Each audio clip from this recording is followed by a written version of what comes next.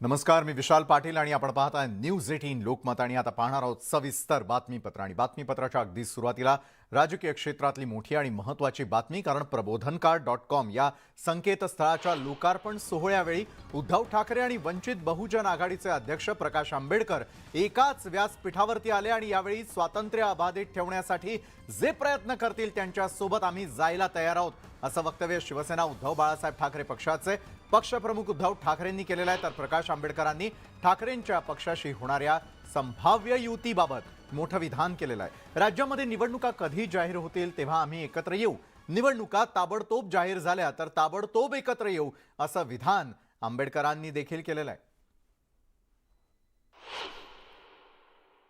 असं काही नाही की माझी आणि प्रकाशजींची ओळख नाही, आम्ही कधी बोलत नाही, बोलतो, मध्ये मध्ये भेटलेलो सुद्धा आहे, पण त्यांच्याबरोबर भेटायचं म्हणजे वेळ काढून भेटायला पाहिजे। कारण माहिती आणि ज्ञान यांचा धबधबा त्याला मिळतात।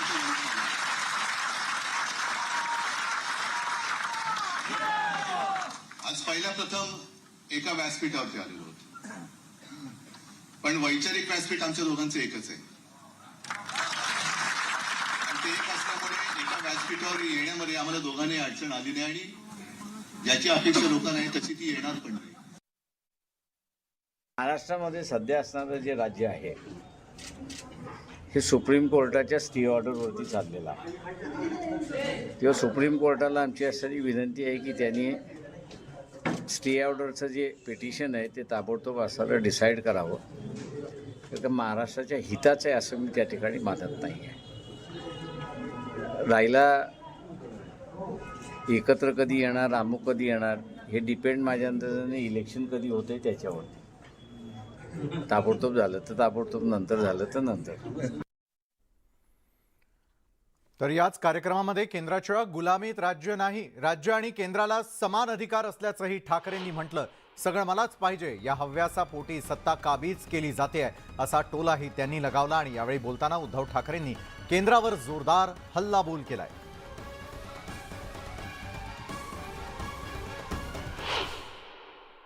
हे दोन नातू आज इकडे बोलतायत, काही आजोबा बोलायला लागलेले आहेत। त्यांचे नातू काय करतील मला माहिती नाही, पण वाट दाखवणारे आदर्श मानायचे का वाट लावणारे आदर्श मानायचे हा मोठा प्रश्न आहे। चातुर्वर्ण्य म्हणजे काय, की डोकं म्हणजे काय ब्राह्मण, हात म्हणजे काय जर तुम्ही सांगा पण तुम्ही अभ्यास क्षत्रिय, धड म्हणजे पोट म्हणजे वैश्य आणि पाय म्हणजे शूद्र। आता असा एका विषय बाळासाहेबांसमोर आल्यानंतर बाळासाहेब म्हणाले की चातुर्वर्ण्य म्हणजे काय रे, हे सगळं ही जी मांडणी आहे, डोकं म्हणजे ब्राह्मण, पाय म्हणजे एक शूद्र, मग जेव्हा आरोग्यासाठी डॉक्टर शीर्षासन करायला सांगतात तेव्हा पाय कुठे जातात, डोकं कुठे येतं। त्याच्यानंतर सगळ्यात महत्वाचं म्हणजे कोणत्याही चांगल्या कार्याला निघताना आपण ज्या घरी वडील घरी असतात त्यांच्या डोक्याला हात नाही लावत, पायाला का हात लावतो। आता ही शिकवण आमच्या रक्तात भिनलेली आहे, त्याच्यामुळे ती आणि ते आमचं हिंदुत्व आहे। आज ज्या दिशेने आपण चाललेलो आहोत ते जर का मी बघितलं तर नक्कीच आपण हुकुमशाहीच्या दिशेने चाललो, त्याच्याबद्दल कोणाच्या मनात तीन मात्र शंका असण्याचं कारण नाही। आणि बुरखा घातला गेलेला आहे, कारण स्वतःचा चेहरा हा जर दाखवला तर लोक येणार नाहीत जवळ, मग लोक जवळ कसे येतील, तर तो चेहरा लावायचा, मुखवटा घालायचा, मतं मिळवायची आणि राज्य करायचं। पूर्णपणाने जी इंग्रजांची नीती होती तोडा फोडा आणि राज्य करा तीच चाललेली, जातीपाती धर्माच्या भिंती उभ्या करायच्या आणि राज्य करायचं। तर शिवशक्ती भीमशक्ती एकत्र येते का हे येत्या काळामध्ये स्पष्ट होईलच। तर दुसरीकडे मात्र राज्यपाल भगतसिंग कोश्यारी यांनी शिवरायांबद्दल केलेल्या वक्तव्यानंतर सरकार आणि महाविकास आघाडीमध्ये संघर्ष शिगेला पोहोचला। दोन्ही बाजूंकडून एकमेकांवरती जोरदार आरोप प्रत्यारोप केले जात आहेत। राज्यपालांवरून राजकारण जोरात, सरकार विरुद्ध मविया संघर्ष शिगेला, भाजपकडून राज्यपालांची पाठराखण। शिवाजी तो पुराने युग की बात है और नया युग की बात बोल रहा हूँ। राज्यपाल भगतसिंग कोश्यारींच्या या कथित वक्तव्यावरून महाराष्ट्रात राजकारण सुरू झाले। राज्यपालांनी छत्रपती शिवाजी महाराजांचा अपमान केल्याचा आरोप महाविकास आघाडीनं केलाय.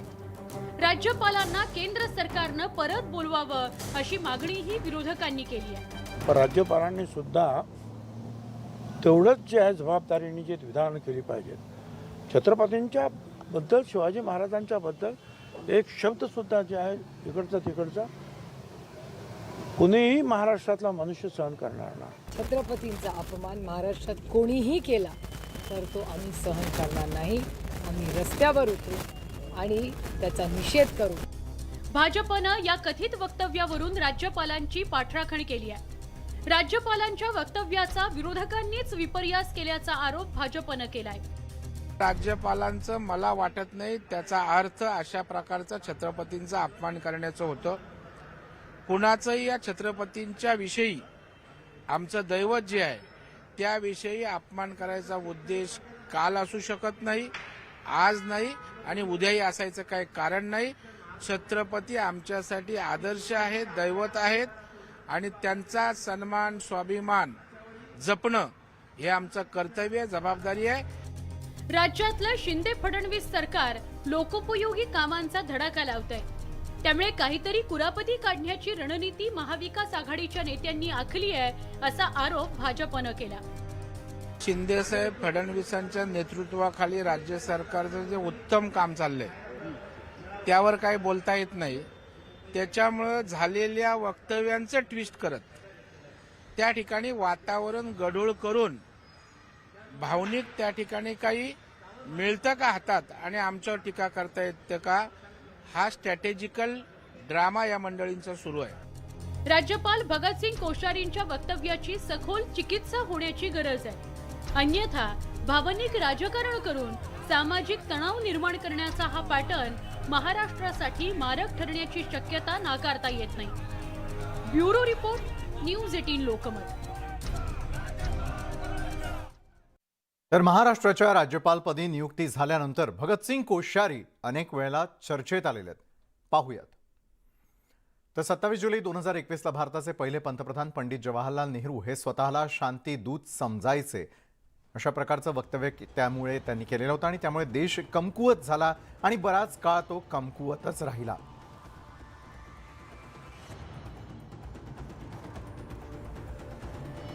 त्यानंतर 28 फेब्रुवारी 2022 समर्थ रामदास यांच्याविना शिवाजी महाराजांना कोण विचारेल असा प्रश्न त्यांनी उपस्थित केला.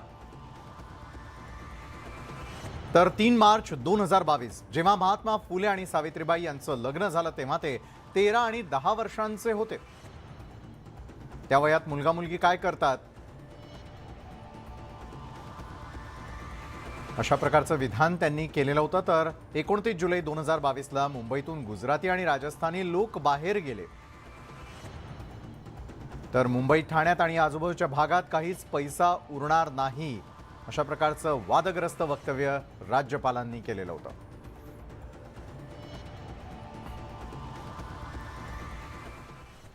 सूर्य, चंद्र, तारे असेपर्यंत छत्रपती शिवाजी महाराज आमचे आदर्श असतील असं मत राज्याचे उपमुख्यमंत्री देवेंद्र फडणवीसांनी व्यक्त केलं.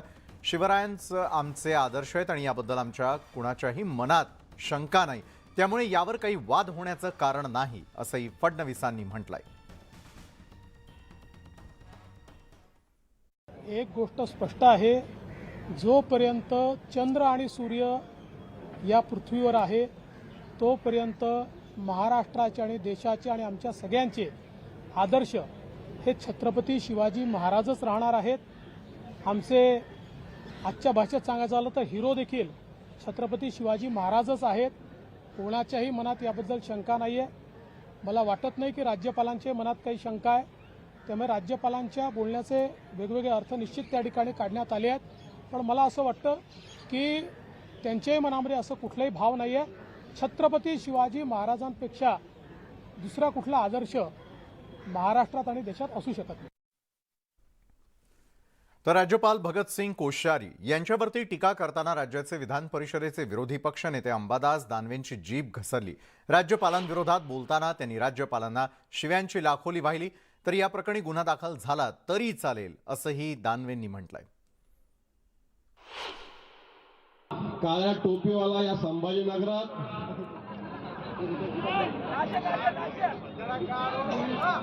ओ शिवाजी महाराज वो पुराने जमाने के आदर्श थे। अरे गोरा मी बोलतो, मला काय गुन्हा दाखल करायचा करा राज्यपालावर। अरे छत्रपती शिवाजी महाराज आजच्या काळाचे सुद्धा आदर्श लक्षात ठेवा। मी जबाबदारीने बोलतो, गुन्हा दाखल झाला तरी चालेल, अटक झाली तरी चालेल, पण छत्रपती शिवरायावर जर कोणी बोलत असेल, राज्यपाल असेल नाही तर कोण असेल या महाराष्ट्र, त्याला महाराष्ट्राचं पाणी पाजल्याशिवाय राहणार नाही, लक्षात ठेवा। राज्यामध्ये टिकलीनंतर आता साडी घालण्यावरून नवा वाद निर्माण होण्याची शक्यता आहे, कारण राष्ट्रवादी काँग्रेसच्या खासदार सुप्रिया सुळे यांनी महाराष्ट्र पत्रकार परिषदेच्या कार्यक्रमात बोलताना केलेल्या वक्तव्यावरून हा वाद निर्माण होण्याची शक्यता आहे। चॅनलमध्ये काम करणाऱ्या महिला पत्रकारांची मला कधी कधी गंमत वाटते असं म्हणत चॅनलमध्ये काम करणाऱ्या मुली साडी का नाही हो नेसत, नेहमी टॉप आणि ट्राउझर्स का घालतात असा सवालही सुप्रिया सुळेंनी उपस्थित केलाय। पत्रकार आहात, पत्रकार म्हणजे मला गंमत पण खूप वेळा वाटते की चॅनलमधल्या मुली साडी का नाही नेसत, ते शर्ट अँड ट्राउझर का घालतात, ते मराठी भाषा बोलताना तुम्ही, मग मराठी संस्कृतीसारखे कपडे आपण का नाही घालत? म्हणजे आपण वेस्टर्नायझेशन सगळ्या गोष्टीचं करतोय। जे त्या घालतात तो त्यांचा पाहिजे, मग फक्त दिवाळी असली की सगळे तयार होऊन येतात, बाकीचे आत्मनिर्भर भारत, मग चॅनल्सवर आत्मनिर्भर महाराष्ट्र का नाही? आणि मग एवढं सगळं मराठी चाललंय तर मग ते नियम काय ते फक्त आम्हाला आणि तुम्हाला कुठलेच नाही। Let's start with basics.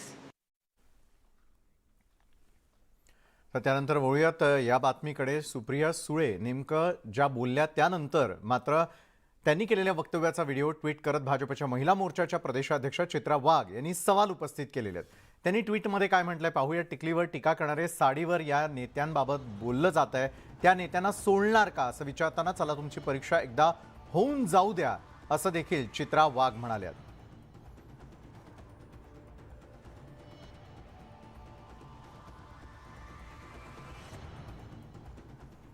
राज्याचे वैद्यकीय शिक्षण मंत्री गिरीश महाजनांना एकनाथ खडसेंवरती जे आहे ते पुन्हा एकदा त्या ठिकाणी हल्लाबोल केलेला आहे। आपल्या विरोधामध्ये कटकारस्थान रचून आपल्याला खोट्या गुन्ह्यात अडकवण्याचा प्रयत्न केल्याचा आरोप गिरीश महाजनांनी केलेला आहे।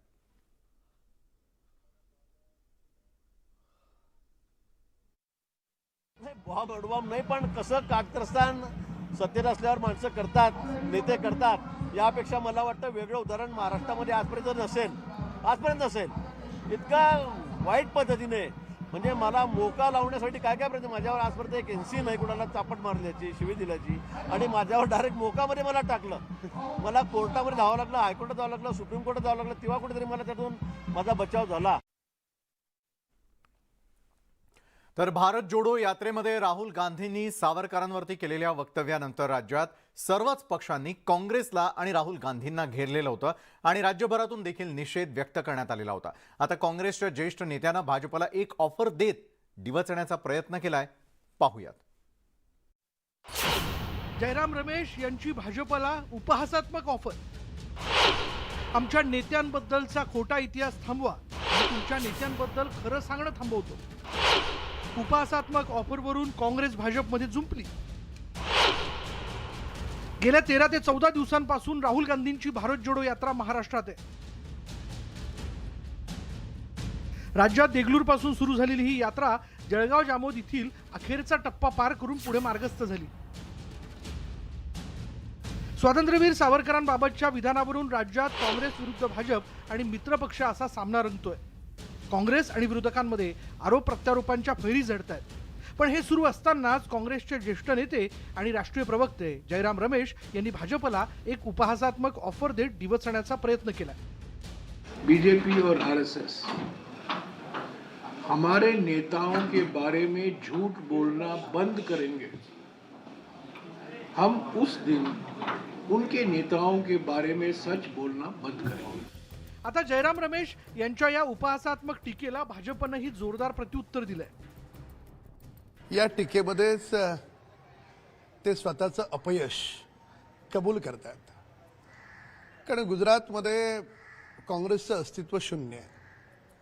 आणि आता देशभरामध्येच काँग्रेस आता हाताच्या बोटावर मोजण्याइतकी राहिली. यातच जयराम रमेश यांचं विधान की त्यांना होणारा दारुण पराभव दिसतोय हे स्पष्ट होतं.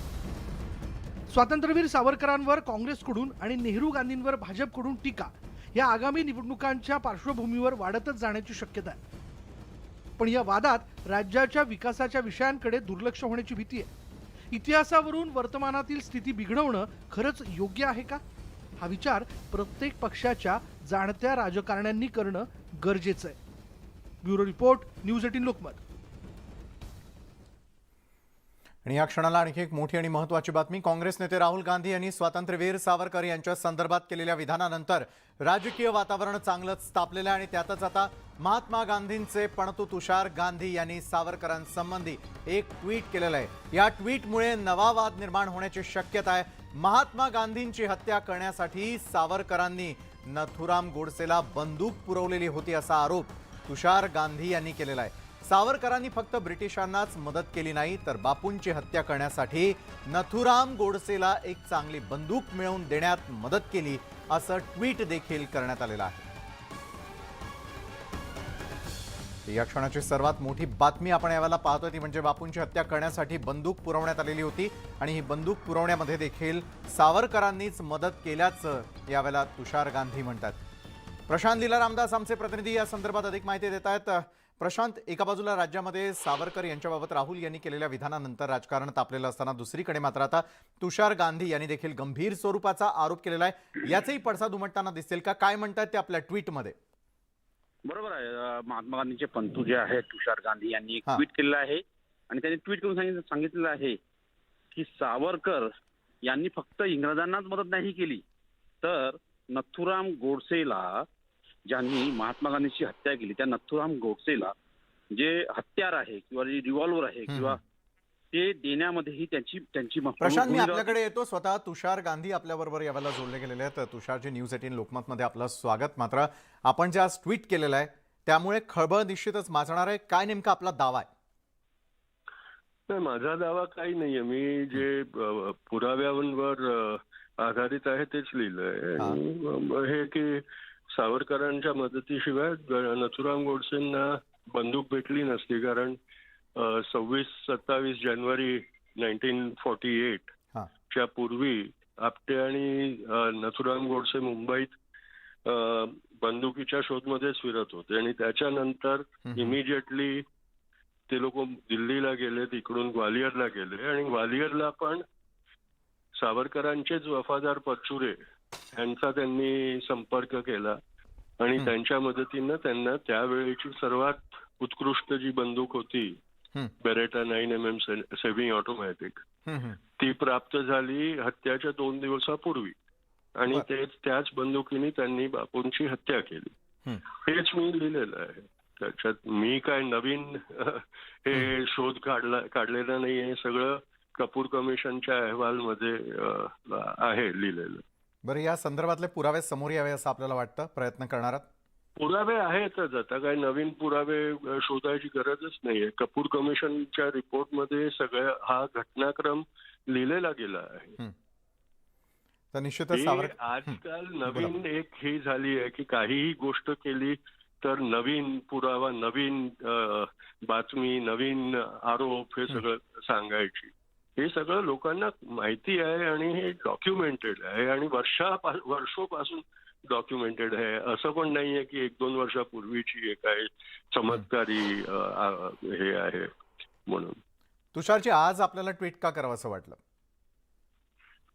आपण जर पाहिलं तर सोशल मीडियावर दररोजच खोटा प्रचार, दुष्प्रचार आणि जाणून बुजून बापूंची मानहानी करणारा मेसेजेस दररोज सकाळी उठलो की तेच दिसतं सगळीकडे.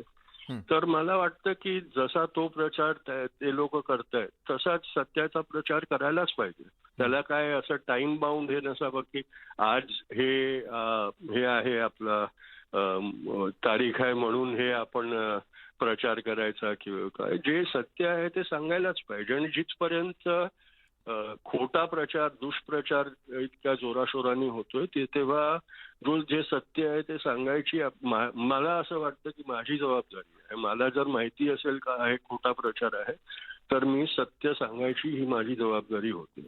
बरोबर आहे. सत्याचा प्रचार करण्यासाठी आपण ट्विट केलं असं म्हणताय, मात्र त्यामुळे आता नवा वाद निर्माण होण्याची शक्यता आपल्याला एका बाजूला वाटते का? तर दुसरीकडे महापुरुषांबाबत जे काय सध्या सोशल मीडियावरती चालू आहे याविषयी तुषारजी आपल्याला काय वाटतं?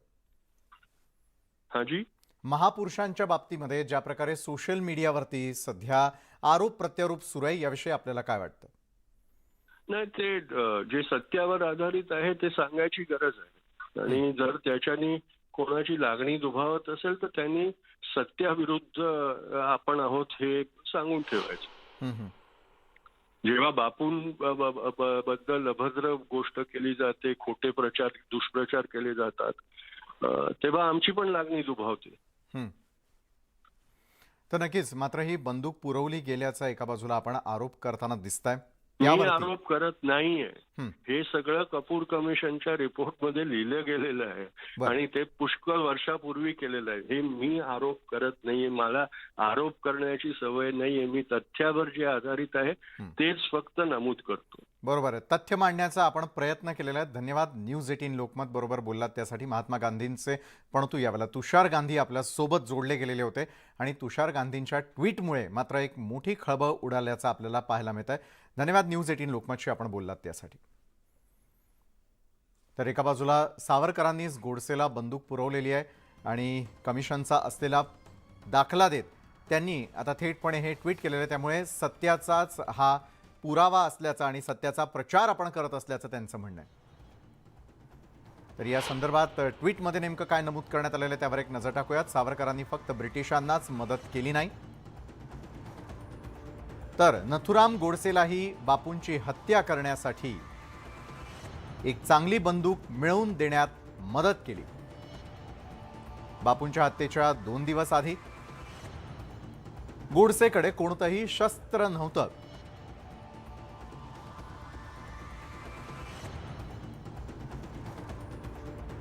त्यामुळे आता तुषार गांधी यांच्या ट्विटनंतर निश्चितच त्याचेही राजकीय पडसाद उमटताना दिसून येतील.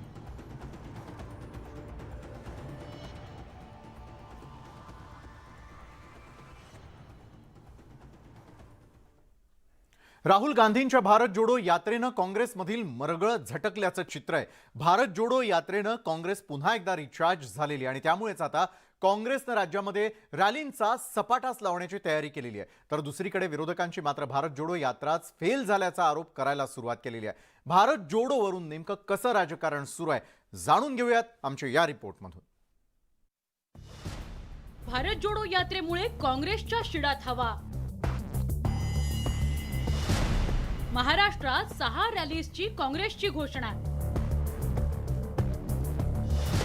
राहुल फ्लॉप गेल्याचा सत्ताधाऱ्यांचा दावा. राहुल गांधींच्या भारत जोडो यात्रेतील गर्दी पाहून महाराष्ट्रात गटातटात विखुरलेल्या काँग्रेसच्या शिडात हवा भरली आहे. 5 जिल्ह्यांमधून यात्रा गेल्यानंतर संपूर्ण महाराष्ट्रात आपलीच राजकीय हवा आहे असं काँग्रेस नेत्यांना वाटू लागलंय. त्यामुळे येत्या काळात महाराष्ट्रात राहुल गांधी आणि सोनिया गांधींसह 6 मोठ्या सभा घेण्याची घोषणा काँग्रेसनं केली आहे. पुढच्या काळात सोनियाजी पण येणार आहेत, प्रियंकाजी पण येणार आहेत आणि वेगळ्या महाराष्ट्रामध्ये तुम्हाला आतापासून सांगतो 6 कमिशनर हेडमध्ये या यात्रा पूर्ण झाल्यानंतर मोठ्या रॅलीज आम्ही पुन्हा घेणार आहोत. भारत जोडो यात्रेत चालून राहुल गांधींचं शारीरिक वजन कमी झालंय, शिवाय राजकीय वजन सुद्धा घटलंय असा टोला बाळासाहेबांच्या शिवसेनेनं लगावलाय. राहुल गांधी जी काही भारत जोडो यात्रा करतात महाराष्ट्रामध्ये ते फक्त स्वतःचा फिटनेस ठेवण्यासाठी करतायत, वजन कमी करण्यासाठी करतायत आणि ऑलरेडी त्यांचं राजकीय वजन कमी झालेलंच आहे. राहुल गांधी कन्याकुमारी पासून जी वक्तव्य करत सुटले त्या वक्तव्यांमुळे त्यांची यात्रा भारत जोडो नसून भारत तोडो असल्याचं केंद्रीय राज्यमंत्री रामदास आठवले म्हणाले. राहुल गांधी यांची यात्रा आहे ती जर अशा पद्धतीत वक्तव्य करत ते पुढे चाललेली असती तरी भारत जोडो यात्रा नसून ती भारत तोडो यात्रा आहे असे माझी या संबंधामध्ये माझं मत आहे. महाराष्ट्रानं बाळासाहेब ठाकरेंपासून राज ठाकरेंच्या लाखांच्या सभा पाहिल्या. सभेला किंवा रॅलीला गर्दी झाली म्हणून मतं मिळत नसतात. भारत जोडोला जनाधार मिळाला असं काँग्रेस नेत्यांना वाटत असेल तर तो त्यांचा भ्रम ठरेल असं अभ्यासकांना वाटतंय. बुलडाण्याहून सिद्धार्थ गोदामसह ब्युरो रिपोर्ट, न्यूज 18 लोकमत. तर महाराष्ट्र कर्नाटक सीमा प्रश्नी आज महत्त्वाची बैठक होणार आहे. सीमा प्रश्नी उच्चाधिकार समिती नियुक्त करण्यात आलेली आहे आणि त्याच समितीची आज पहिली बैठक होणार आहे. दुपारी 12 वाजता सह्याद्री अतिथीगृहावरती मुख्यमंत्र्यांच्या अध्यक्षतेखाली बैठकीचं आयोजन करण्यात आलंय. समितीमध्ये नारायण राणे, शरद पवार, देवेंद्र फडणवीस, चंद्रकांत पाटील, पृथ्वीराज चव्हाण, अजित पवार, अंबादास दानवे यांचा देखील समावेश आहे. या बैठकीला महाधिवक्ता आशुतोष कुंभकोणी यांनाही निमंत्रण देण्यात आलेलं आहे.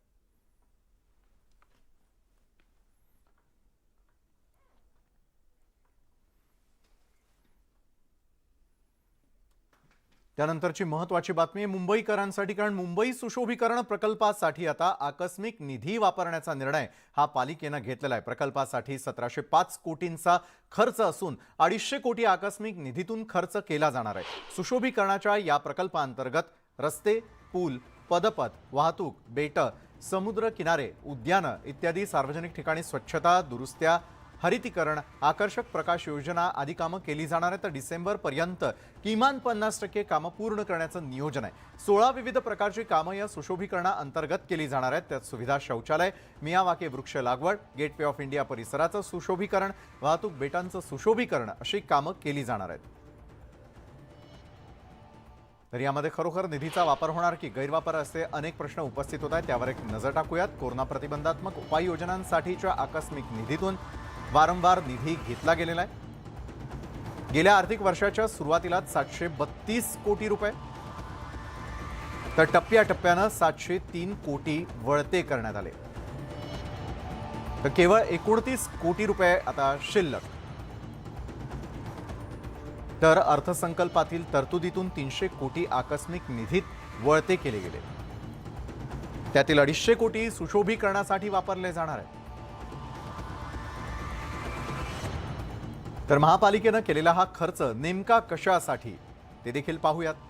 पदपथ सुधारणेसाठी 60 कोटी रुपये, स्कायवॉकवरती दिवाबत्तीसाठी 40 कोटी, समुद्र किनाऱ्यांवरती रोषणाईसाठी 25 कोटी, त्यानंतर उद्यानांचं सुशोभीकरण आणि दिवाबत्तीसाठी 15 कोटी रुपये, जाहिरातींसाठी डिजिटल फलक लावण्यात आले 10 कोटी रुपयांचे, किल्ल्यांची रोषणाई करण्यासाठी 25 कोटी, गेटवे ऑफ इंडियाचं सुशोभीकरण 20 कोटी, मियावाकी वृक्ष लागवडीसाठी 2 कोटी रुपये, स्वच्छतेसाठी यांत्रिक उपकरणांची खरेदी 15 कोटी रुपये, सुविधा शौचालयांची निर्मिती करण्यासाठी एकूण 78 कोटी रुपये. तब्बल अशा प्रकारे एकूण खर्चाचा आकडा आहे 290 कोटी. तर आज संपूर्ण दिवसभर काय असतील मुद्दे महाराष्ट्राचे जाणून घेणार आहोत. मुद्दा महाराष्ट्राच्या माध्यमातून एका छोट्याशा ब्रेक नंतर.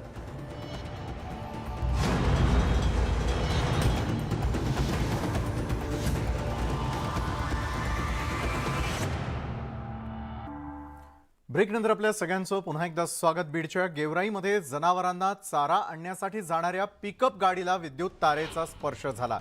विजेचा शॉक लागून 5 मजूर गंभीररित्या जखमी झालेत. एका मजुराची प्रकृती चिंताजनक असून यामध्ये पिकअप गाडी जळून खाक झालेली आहे. गेवराई तालुक्यामधील आडगाव इथले मजूर जनावराला चारा आणण्यासाठी जात होते आणि यावेळी उजव्या कालव्यावरती त्यांच्या गाडीला विद्युत तारेचा स्पर्श झाला आणि यामध्येच गाडीनं पेट घेतला आणि हे मजूर विजेचा शॉक लागून यात जखमी झाले. सुरेश जाधव आमचे प्रतिनिधी यावेळेला आपल्या सोबत जोडले गेले आहेत. सुरेश, अतिशय धक्कादायक प्रकार आहे. 5 मजूर गंभीररित्या जखमी झालेले आहे. काय नेमकं प्रकरण आहे, काय घडलं? आडगाव गावामधून जो उजवा कालवा जातो त्या उजव्या कालव्यावरती मोठ्या प्रमाणात ज्या विद्युत तारा आहेत त्या खाली आलेल्या आहेत. महावितरणला या संदर्भात अनेक वेळा शेतकऱ्यांनी देखील मागणी केली होती की या तारा व्यवस्थित करा, मात्र याकडे दुर्लक्ष केलं गेलं आणि तिथून जे गवत आणण्यासाठी गेलेले होते तर गवत आणण्यासाठी जात असताना जे पिकअप टेम्पो आहे ते पिकअप टेम्पो ताराला लागला आणि शॉर्ट सर्किट झालं. त्याच्यामुळे या 5 मजुरांना शॉकही लागला आणि जी पिकअप आहे ते पूर्णतः जळून खाक झालेलं आहे. त्याच्यापैकी एक मजूर गंभीररित्या जखमी आहे. त्याच्यावरती गेवराईच्या उपजिल्हा रुग्णालयामध्ये उपचार सुरू आहेत. मात्र ही जी धक्कादायक घटना आहे ही महावितरणच्या हलगर्जीपणामुळे झालेली आहे. ग्रामीण भागात आजही आपण बघितलं तर हाताला लागतील अशा अंतरावरती तारा आहेत. याकडे मात्र महावितरण कधी लक्ष देत नाही. ज्या पद्धतीने सक्तीची वीज बिल वसुली केली जाते त्याच पद्धतीनं जी सेवा आहे ती सुद्धा दिली जाते अशी मागणी केली जाते.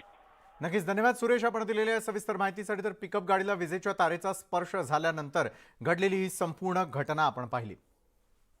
वळूयात पुढच्या बातमीकडे. नाशिक पेठ रस्त्यावरती रास्ता रोको आंदोलन करण्यात आलेलं आहे. रस्त्यावरील खड्ड्यांच्या विरोधात नागरिक रस्त्यावर उतरले. नाशिक पेठ महामार्ग त्यांनी रोखून धरलेला आहे. सध्या अनेक ठिकाणी रस्त्यांवरील खड्डे आणि त्या संदर्भात होणारी आंदोलनं आपल्याला पाहायला मिळत आहे. असाच काहीसा प्रकार घडलेला आहे. खड्ड्यांमुळे परिसरातील नागरिक त्रस्त झाल्यानंतर नाशिक पेठ महामार्ग रोखून धरण्यात आलेला आहे. संतप्त नागरिकांनी या ठिकाणी रस्ता रोको केलेला आहे. ज्यावेळेला रास्ता रोको करण्यात आला त्यानंतर वाहनांच्या लागलेल्या रांगा आपण दृश्यांमध्ये यावेळेला पाहू शकतोय. पेठ रस्त्यावरची ही दृश्य आहेत. खड्ड्यांमुळे नागरिक त्रस्त झालेले होते आणि त्यानंतर मात्र त्यांनी हा रस्ता पूर्णपणे अडवून ठेवलेला होता. लक्ष्मण घाटोळ आमचे प्रतिनिधी या संदर्भात अधिक माहिती देत आहेत. लक्ष्मण, खड्ड्यांमुळे नागरिक त्रस्त होते मात्र आज नाशिक पेठ महामार्ग त्यांनी रोखून दिलेला, काय परिस्थिती आता? आजही रस्त्यांसाठी आंदोलन करावं लागतं यापेक्षा मोठं दुर्दैव नाही असं म्हटलं तर वावगं ठरणार नाही. कारण नाशिक पेठ रस्त्याची गेल्या कित्येक वर्षांपासून दुरवस्था झालेली आहे आणि त्यामुळे नागरिक अशा प्रकारे रस्त्यावर उतरलेले आहे आणि त्यांनी रास्ता रोको केलेला आहे. पावसाळ्याच्या दरम्यान या रस्त्यांवरती मोठ्या प्रमाणात खड्डे पडलेले आहेत. तब्बल 1-1 फुटापर्यंत गाडीचे चाकं अडकतील अशा स्वरूपाचे खड्डे या रस्त्यावरती पडलेले आहे. परिसरातील नागरिकांनी आणि वाहतूकदारांनी यापूर्वी देखील प्रशासनाला वेळोवेळी निवेदन दिलं होतं. निवेदनामधून देखील आम्ही उग्र स्वरूपाचं आंदोलन करू अशा स्वरूपाचं पत्र जे आहे ते देखील प्रशासनाला दिलं होतं. मात्र या नागरिकांच्या निवेदनावर आणि यापूर्वी केलेल्या सूचनांवर प्रशासनाने कुठल्याही प्रकारची कारवाई केली नाही आणि त्यामुळे अशा प्रकारे नागरिकांना रस्त्यावर उतरावं लागलेलं आहे. रास्ता रोको आंदोलन करावं लागलेलं आहे. हा जो मार्ग आहे हा पेठ आणि सुरतकडे जाणारा, गुजरातला जाणारा महत्वाचा महामार्ग आहे. या महामार्गावरून मोठ्या प्रमाणामध्ये मालवाहतूक गाड्यांचा प्रवास होत असतो. त्याबरोबर नागरिकांची वाहनं देखील या रस्त्यावरून मोठ्या प्रमाणात जात असतात. त्यामुळे तब्बल 15 ते 20 किलोमीटरचा हा रस्ता पूर्ण खड्डेमय आहे. त्यामुळे हा रस्ता दुरुस्त करावा अशा प्रकारची या नागरिकांची मागणी आहे आणि त्यासाठी हे रास्ता रोको आंदोलन करण्यात आलेलं आहे. या सर्व आंदोलकांना रस्त्यावरून बाजूला करण्याचे प्रयत्न पोलिसांकडून केले जात आहेत. धन्यवाद आपण दिलेल्या सविस्तर माहितीसाठी लक्ष्मण. तर पेठ रस्त्यावरती रास्ता रोको आंदोलन करण्यात आलेलं आहे मात्र तातडीनं आंदोलकांना बाजूला सारून पुन्हा एकदा वाहतूक सुरळीत करण्याचे प्रयत्न सुरू आहेत. वळूयात पुढच्या बातमीकडे. अमळनेर शहरामधील मुंदडा नगर 1 मधील 15 वर्षीय एका बालकाचा झोका खेळत असताना फाशी लागून मृत्यू झाल्याची घटना घडली आहे. वेदांत संदीप पाटील असं या बालकाचं नाव आहे. वेदांतचे आई वडील दोघेही शिक्षक आहेत. शहरामधील ग्लोबल इंग्लिश मीडियम स्कूल इथे 9वीत हा बालक शिकत होता. घटना घडल्यानंतर त्वरित अमळनेर इथल्या खासगी रुग्णालयात त्याला दाखल करत असताना डॉक्टरांनी वेदांतला मृत घोषित केलेला आहे. त्यानंतर मृतदेह अमळनेर ग्रामीण रुग्णालयामध्ये शवविच्छेदनासाठी पाठवण्यात आलेला आहे.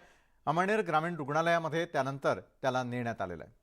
नितीन नांदूरकर आमचे प्रतिनिधी या संदर्भात अधिक माहिती देत आहेत. नितीन, 15 वर्षाच्या बालकाचा मृत्यू झालेला अतिशय धक्कादायक अशी बाब. निश्चितच विशाल, अत्यंत धक्कादायक असे प्रकार आज सकाळच्या सुमारात या ठिकाणी अमळनेर शहरामधील मुंदडा नगरात राहणाऱ्या वेदांत पाटील हा 15 वर्षीय जो बालक आहे हा झोका खेळत असताना त्याचा दुर्दैवी मृत्यू झालेला आहे. त्याला तात्काळ परिसरातील ग्रामीण रुग्णालयात हलवले असता डॉक्टरांनी त्याला मृत घोषित केले. ह्या वेदांतचे आई वडील दोघेही शिक्षक असताना ते शहरातील ग्लोबल मिडिल इंग्लिश स्कूलमध्ये हे शिकवत होते आणि ही घटना घडल्यानंतर अमळनेर शहरामध्ये मोठी खळबळ उडून शोककळा पसरली आहेत. विशाल, नक्कीच धन्यवाद आपण दिलेल्या सविस्तर माहितीसाठी. झोका घेताना या बालकाचा गळफास लागून मृत्यू झालेला आहे. सांगली जिल्ह्यामधील तासगाव तालुक्यामधील येळावी इथले योगेश बाबासू पाटील यांच्या राहत्या घराला शॉर्ट सर्किटनं भीषण आग लागली. आगीनं अल्पावधीतच रौद्र रूप धारण केलेलं आहे आणि घरातील संसार उपयोगी साहित्य, फ्रीज, कपाट, भांडी, कपडे, महत्वाची कागदपत्र जे आहेत असं सगळं एकूण मिळून अंदाजे 40 ते 50 हजार रुपयांची रोख रक्कम आणि दागिने आगीत जळून खाक झालेले आहेत. अग्निशामक दल आणि गावातील युवकांनी मदत कार्य करत आग आटोक्यात आणण्यासाठी शर्थीचे प्रयत्न केलेले आहेत. यापूर्वी आपण जी दृश्य पाहिली आग लागलेली असतानाची दृश्य होते आणि त्यानंतर आज पहाटेच्या वेळेला संपूर्ण घराची राख झाल्याची ही दृश्य आपण यावेळेला पाहू शकतोय.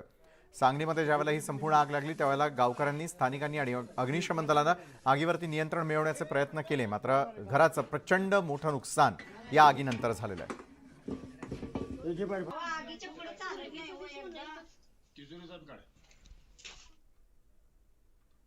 पुण्यामधल्या अत्यंत रहदारीच्या अशा नवले पुलावरती भीषण अपघात घडला.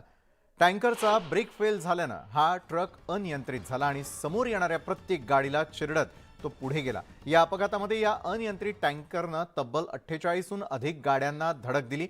या अपघातातील 2 गंभीर जखमींवर नवले हॉस्पिटलमध्ये उपचार सुरू आहेत, तर इतर काही नागरिक किरकोळरित्या जखमी झालेत. मात्र जीवितहानी झालेली नाही आणि त्यामुळे मोठा अनर्थ देखील टळलाय. या अपघाताची माहिती मिळताच रेस्क्यू वाहनं आणि फायर ब्रिगेडच्या गाड्या घटनास्थळी दाखल झाल्या आणि त्यांनी तातडीनं बचावकार्य सुरू केलेलं होतं. अपघातग्रस्त 48 गाड्यांमध्ये अडकलेल्या नागरिकांना बाहेर काढून गाड्याही महामार्गावरून हटवण्यात आलेल्या. दरम्यान या अपघाताची दखल घेत खासदार सुप्रिया सुळे या नवले पूल ते दरीपूर या भागात अपघाताच्या स्थळी भेट देऊन त्याची पाहणी देखील करणार आहेत.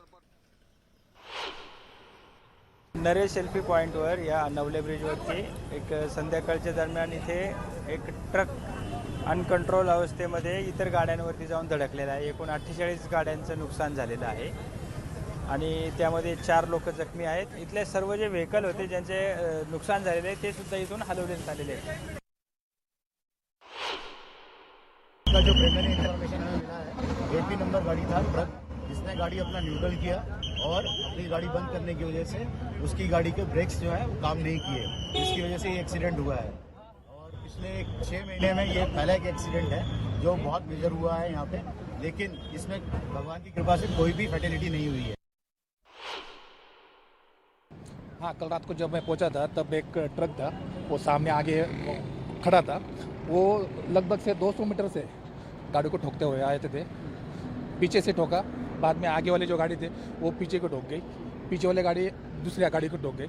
ऐसे लगभग से 25-30 गाड़ी तो आराम से रहेंगी पूरे. आप गाड़ी को तो अगर देखोगे ना तो बहुत सी गाड़ियाँ ऐसे है कि आप उसका देख भी नहीं सकते कि इतना डेंजर हुआ है उसका. उसमें से थोड़े से गाड़ी जो है जिनका थोड़ा डैमेज हुआ है वो तो निकल के गए, लेकिन बाकी का गाड़ी तो आप देखोगे तो ऐसा लगता नहीं है कि उसमें अंदर कोई रहेगा तो कोई नहीं, क्योंकि आप देखो ये जो गाड़ी देख रहे हैं ना वो तो पूरा डॅमेज हो गया है. नवले पुलावरती रविवारी रात्री मोठा अपघात झालाय. ब्रेकफेल झालेल्या टँकरनं या मार्गावर नवले पुलावर जवळपास 48 वाहनांना जोरदार धडक दिली आणि या वाहनांची अवस्था आपण पाहतोय. ब्रेकफेल झाल्यामुळं तीव्र उतार जो नवले पुलाचा आहे त्याच्यावरती हा अपघात झाल्याचं तुर्तास सांगितलं जाते. मात्र चौकशीमध्ये अधिक माहिती जी आहे ती समोर येऊ शकेल. 1-2 नाही तर तब्बल 48 वाहनांना या अशा पद्धतीची भीषण धडक जी आहे ती या टँकरनं दिलेली होती. सुदैवानं या अपघातामध्ये जीवितहानी झाली नाही, हेच सगळ्यात महत्त्वाचं म्हणावं लागेल. जे गंभीर जखमी झालेले होते त्यांना तातडीनं बाहेर काढण्यात आलं आणि या सगळ्या जखमींना शेजारी असलेल्या नवले पुलाजवळ असलेल्या नवले हॉस्पिटलमध्ये दाखल करण्यात आलं. त्यानंतर त्यांच्यावर उपचार सुरू करण्यात आले आणि प्रामुख्यानं महामार्गावर अडकलेल्या गाड्या आहेत त्या गाड्या ज्या आहेत त्या महामार्गावरून बाजूला करण्यात आलेल्या आहेत आणि आता या सगळ्या गाड्या ज्या आहेत त्या बाजूला केल्यानंतर पुढील तपास जो आहे तो पोलिसांनी सुरू केलेला आहे. या अपघातामध्ये 3 जण जे आहेत ते गंभीर जखमी झालेले होते. या सगळ्या अपघाताची आता चौकशी करायचे आदेश जे आहेत ते मुख्यमंत्र्यांनी दिलेले आहेत. अपघात नेमका कशामुळे झाला, तुर्तास जी चौकशीमध्ये प्रायमाफेसी माहिती समोर आली त्यामध्ये ब्रेकफेल झाल्यामुळे हा टँकर जो आहे तो या गाड्यांना धडकला असं सांगण्यात येतं. हा मार्ग अत्यंत अपघातप्रवण किंवा हे ठिकाण जे आहे हे अत्यंत अपघातप्रवण ठिकाण म्हणून ओळखलं जातं. नवले पुलाचा तीव्र उतार जो आहे 3 ते 4 किलोमीटरचा, त्या रस्त्यावरती याच परिसरामध्ये सातत्यानं अनेक अपघात होतात आणि मृत्यूही होत असतात. त्यामुळे इथे हे अपघात होऊ नयेत, हे अपघातप्रवण क्षेत्र जे इथं उपाययोजना कराव्यात तातडीची अशी सातत्यानं गेले कित्येक वर्ष मागणी केली जाते. मात्र केवळ जुजबी उपाय केल्यानंतर इथं काही काळानंतर सातत्यानं अपघातांचं सत्र जे आहे ते सुरूच राहत आहे. व्हिडिओ जर्नलिस्ट सचिन अंचाटेसह वैभव सोनवणे, न्यूज 18 लोकमत, पुणे. तर पुण्यामधील नवले पुलावरील अपघाताची मुख्यमंत्री एकनाथ शिंदेंनी दखल घेतलेली आहे. नवले पुलावरती काल रात्री टँकरच्या धडकीनं अनेक गाड्या दुर्घटनाग्रस्त होऊन झालेल्या अपघाताविषयी मुख्यमंत्र्यांनी पोलिसांकडून माहिती घेतलेली आहे. हा अपघात कुणाच्या निष्काळजीपणामुळे झाला तेही तपासण्याचे निर्देश मुख्यमंत्र्यांनी दिले. तसंच अपघातातील जखमींना योग्य ते उपचार मिळण्याची व्यवस्था करण्याच्या सूचना देखील त्यांनी प्रशासनाला दिल्या आहेत. अपघातामुळे या भागात मोठ्या प्रमाणावर झालेली वाहतूक कोंडी दूर करून वाहनधारकांना त्रास होणार नाही हे पाहण्याचे निर्देशही त्यांनी दिले. तर नवले पुलावरती झालेल्या भीषण अपघातानंतर स्वामीनारायण मंदिराजवळ दुसरा भीषण अपघात झालेला आहे। यात एका टेम्पोनं 7 गाड्यांना उडवल्याची माहिती मिळते। तर कात्रज रस्त्यावरती तिसरा भीषण अपघात झालेला असून यात दुचाकी स्वाराचा मृत्यू झालेला आहे।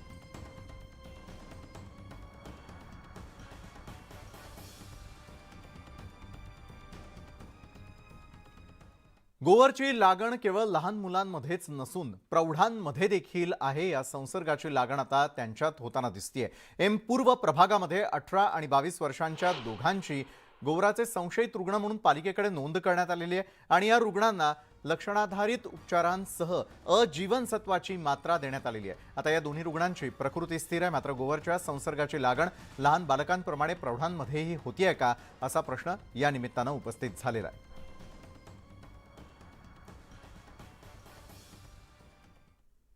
मुंबईला नवी मुंबईशी कमीत कमी वेळेमध्ये जोडणाऱ्या मुंबई ट्रान्स हार्बर लिंक प्रकल्पाला 13 महिने विलंब झालेला आहे। विविध कारणांमुळे आतापर्यंत प्रकल्पाचे जवळपास 38,000 मनुष्यदिन वाया गेलेले आहेत। मुंबई ट्रान्स हार्बर लिंक असे नाव असलेल्या या मार्गाचा सप्टेंबर अखेरपर्यंतचा अहवाल MMRDAनं तयार केलेला आहे आणि त्यानुसार मार्ग सुरू होण्यास 13 महिने विलंब झाल्याचं दिसून येत आहे।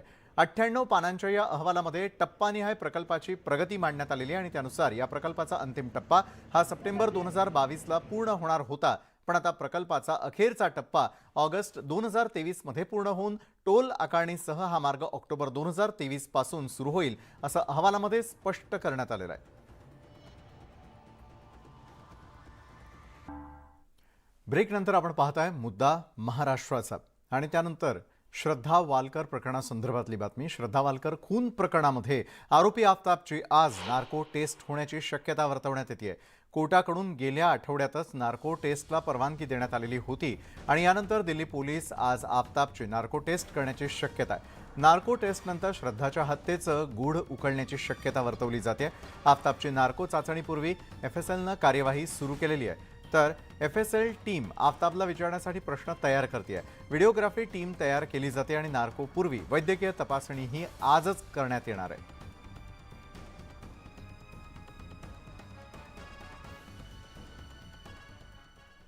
तर श्रद्धा वालकर हत्याकांड प्रकरणामध्ये तपासात पोलिसांना आता मोठं यश आलेलं आहे। श्रद्धाच्या मृतदेहाच्या तुकड्यांचा शोध सुरू असताना तिच्या कवटीचे आणि हाडांचे काही अवशेष दिल्ली पोलिसांना रविवारी जंगल परिसरात सापडल्याची माहिती आहे। दिल्ली NCR परिसरामधील मेहरोली आणि गुडगावच्या जंगलामध्ये शोध घेतल्यानंतर तिसऱ्या दिवशी पोलिसांनी श्रद्धाच्या कवटीचे आणि शरीराच्या इतर भागांचे काही अवशेष आणि बहुतेक सर्व हाडं सापडली आहेत। त्या अवशेष फॉरेन्सिक विश्लेषणासाठी पाठवण्यात आलेले आहेत। दरम्यान पोलिसांनी दक्षिण दिल्लीच्या मैदान गढी परिसरातील एका तलावातील पाणी उपसण्याचं काम रविवार दुपारपासून सुरू केलेलं आहे। आरोपी आफताब पुनावाला यानं श्रद्धाची 6 महिन्यांपूर्वी हत्या करून तिच्या शरीराचे तुकडे या तलावातही फेकले असावेत असा पोलिसांना संशय आहे। तर या होत्या आज दिवसभरातील आतापर्यंत घडलेल्या अतिशय महत्त्वाच्या घडामोडी ज्या ठरतील मुद्दा महाराष्ट्राचा। तर मुद्दा महाराष्ट्राचा मध्ये वेळ झालेली आहे। इथं थांबण्याची ताज्या घडामोडींसाठी पाहायला विसरू नका न्यूज 18 लोकमत।